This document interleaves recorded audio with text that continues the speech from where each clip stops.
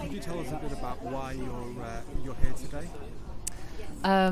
Okay, so we've come to Ryebank Fields this morning because the team that are planning to do the site investigations for the proposed developers were here to start setting up and getting ready to start work on Monday on the land here.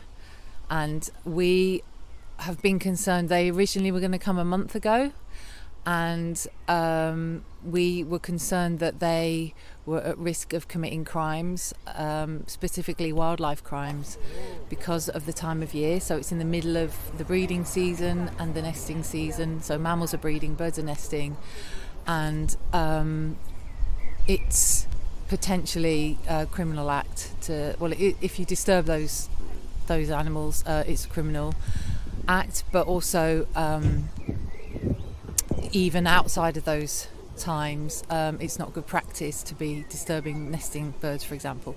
So we just wanted to come down and request that, make sure that everything's done properly. So make sure they had everything in place, they had an ecological clerk of works on site, that they have a proper method statement, that they have appropriate licenses and all of those kind of things. And our experience with work that's happened here in the past means that we couldn't rely on the assurances that we were getting from their PR company, because we'd been told previously that everything was in hand, and then things had happened that shouldn't have done.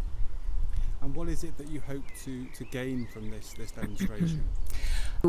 What we want is what I said before, is just to make sure that if the work is going to happen, that it has to happen according to the law of the land. But even better, we would expect, because the land is owned by Manchester Met University, we would expect them, because they promote themselves as being one of the most sustainable universities in the world and to be environmentally conscious and responsible, we would expect them to be upholding standards of best practice. So the law is the minimum, and there was a danger that they were going to break the law, but we would expect more than the minimum. We would expect best practice. So we still don't understand why Manchester Met University are allowing invasive site investigations to happen during nesting season and potentially during breeding season, which it is actually until Monday. And they were originally planning to start the work a month ago, but we pushed back on it.